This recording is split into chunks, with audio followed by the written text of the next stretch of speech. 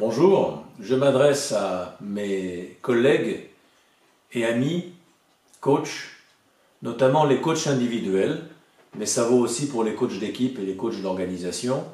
Mais c'est tout particulièrement vrai pour les coachs individuels qui sont seuls face à leurs clients et qui, s'ils exercent en libéral, sont seuls dans leur entreprise à développer cette entreprise, à progresser dans leur pratique du coaching. Et je voudrais leur dire deux choses. Je voudrais leur dire à tous ces coachs profession libérale qui ont créé une société ou qui facturent en société de portage, ne restez pas seuls. Il faut absolument rejoindre un réseau de coachs avec lequel vous travaillerez à parité, d'autres coachs indépendants avec qui vous serez en affinité de valeurs, avec qui vous trouverez des accointances pour vous challenger, pour progresser, pour vous développer, peut-être pour faire du business ensemble, pour échanger les bonnes pratiques, pour continuer à vous enrichir de la dynamique des uns et des autres. C'est une expérience absolument nécessaire et je voudrais expliquer pourquoi.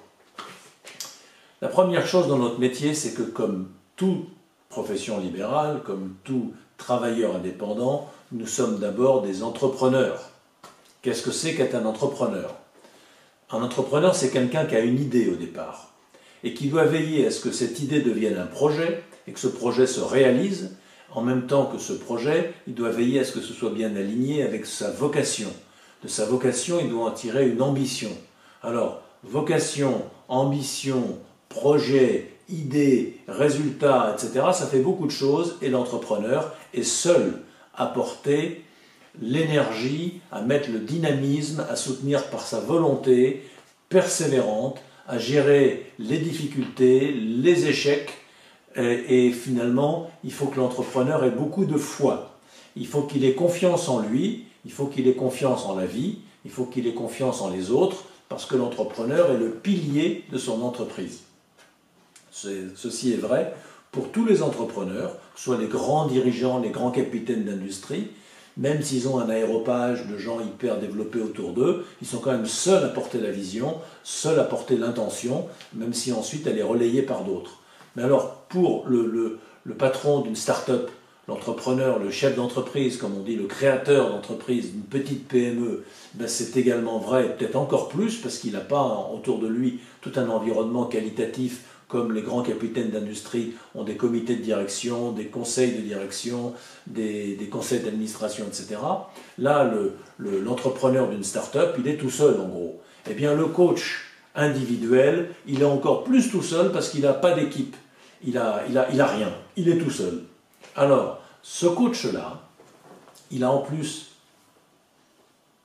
de sa nécessité d'être un entrepreneur, il faut qu'il ait du leadership, ce que j'appelle du leadership positif, c'est-à-dire une excellente hygiène de vie, une pensée fondamentalement optimiste en évitant toutes les pensées négatives, toutes les pensées de morosité, toutes les émotions de doute, etc. Il doit avoir une hygiène impeccable en termes émotionnels, une hygiène impeccable en termes de vitalité, et puis une hygiène impeccable probablement en termes spirituels, parce que son métier, si ça n'a pas de sens, si c'est juste du plaisir, si ça ne crée pas une valeur au monde, eh bien ça ne sert à rien, il ne faut pas faire coach.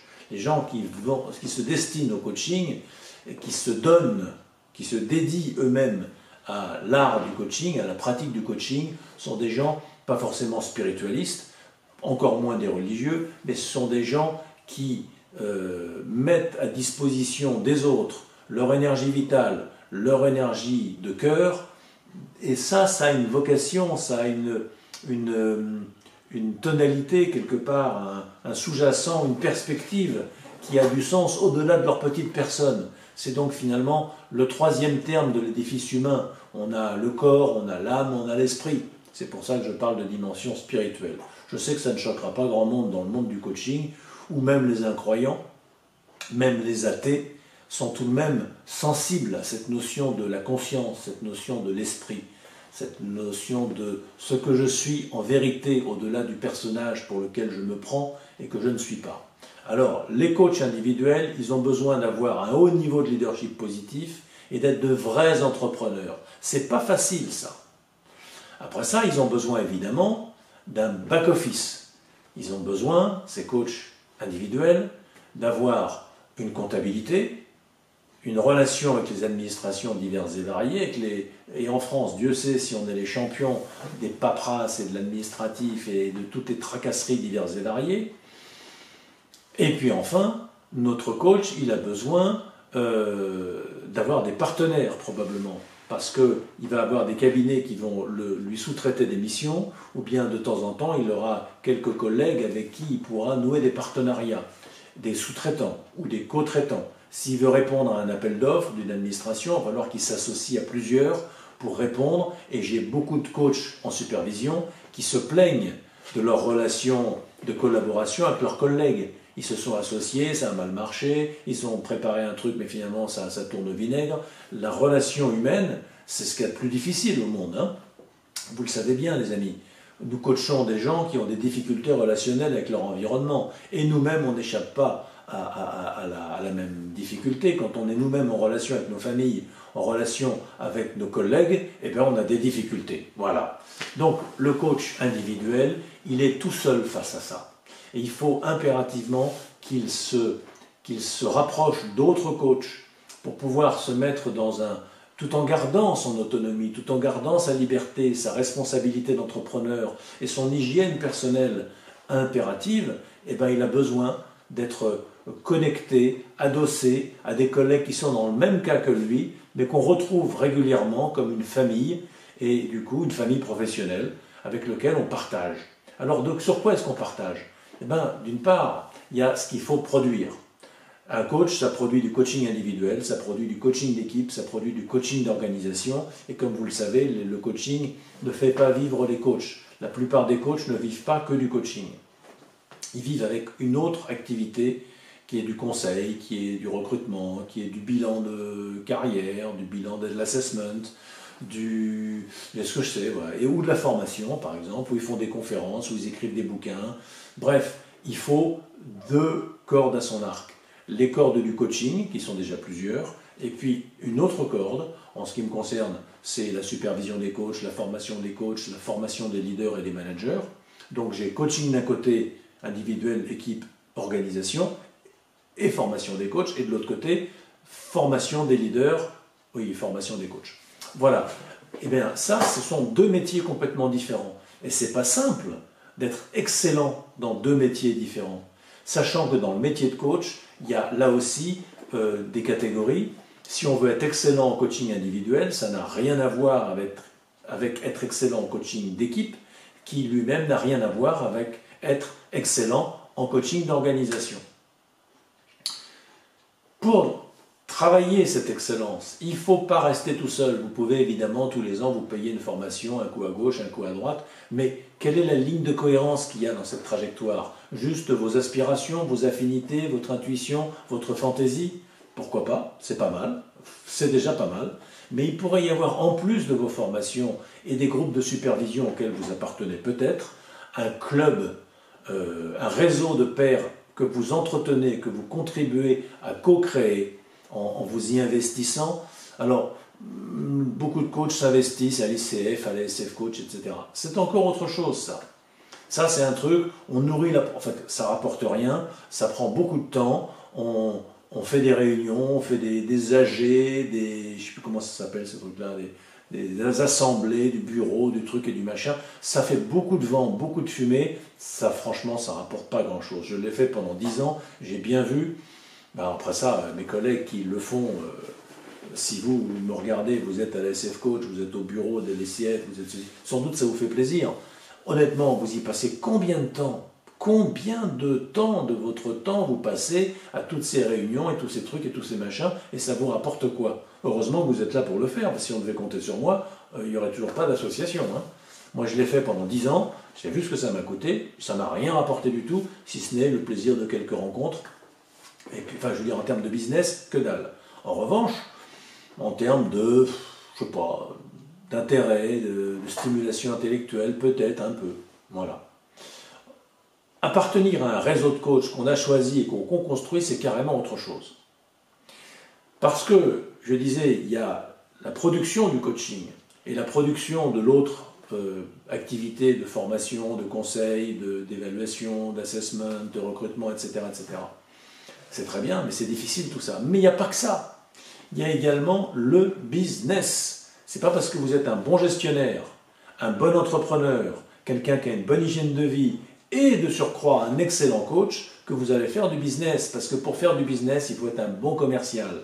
Il faut voir des gens, faire des rendez-vous, identifier des besoins, des motivations, reformuler tout ça, être capable de l'écrire, être capable de faire des propositions qui tiennent la route et qui soient bien argumentées, et qui soient bien lisibles et bien attractives. Vous devez être capable, pour pouvoir rencontrer des gens, faire en sorte que ces gens vous appellent. Et donc il faut publier des articles dans un livre, ou sur un site, ou sur les réseaux sociaux. Il faut publier des vidéos, comme je suis en train d'en faire une. Il faut faire des webinaires. Il faut écrire des e-learning. Vous vous rendez compte de tous ces trucs-là? C'est fait beaucoup de choses pour un seul petit bonhomme, une seule petite bonne femme. Comment on répartit son temps entre tout ça? Entre le marketing, le commercial, la formation, la supervision, la production, du coaching de ci, du coaching de ça, et de la formation ou des autres prestations que vous avez dans votre carquois d'outils pour produire de la valeur pour vos clients. En plus de ça, vous devez faire votre gestion, vous devez être votre propre patron. Ça fait beaucoup de choses. C'est génial, c'est super intéressant, c'est passionnant, mais qu'est-ce que c'est difficile? Alors, ne restez pas tout seul, rapprochez-vous de collègues. Nous avons créé le réseau de coach Énergie. C'est la même chose que le réseau de coach Origine. Pour tout vous dire, Origine, c'est ma société, et Énergie, c'est la société qu'on a créée en commun avec Franck, mon associé. Voilà, mais c'est la même offre, c'est le même réseau, c'est les mêmes gars qui travaillent dans les deux cas. Avant, c'était Franck et moi dans Origine, et maintenant, c'est Franck et moi dans Énergie. Franck a sa société d'un côté, moi j'ai la mienne de l'autre, et puis on a une société commune qui s'appelle Énergie. Voilà, vous savez tout en ce qui concerne ces petites coquetteries juridiques et de marque, mais ça n'a pas beaucoup d'intérêt, ni beaucoup d'importance, mais enfin voilà, puisque la question nous est posée, je vous la réponds. Il y a des gens qui disent, tiens, c'est marrant, j'ai vu des articles d'Origine qui ressemblent beaucoup à des articles d'Énergie. Ben oui, c'est une bonne blague, c'est le même rédacteur. C'est un peu les mêmes concepts qui sont écrits de deux façons différentes pour deux sites différents. Voilà, rapprochez-vous du club Énergie. On se rencontre 4 fois par an.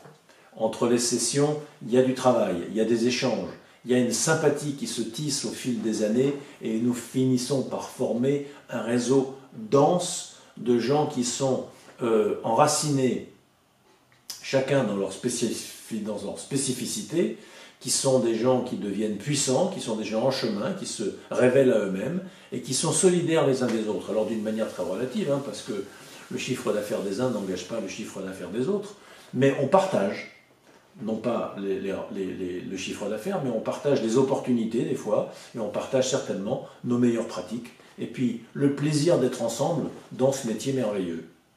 Voilà ce que je voulais vous dire aujourd'hui les amis. À bientôt, d'une manière ou d'une autre.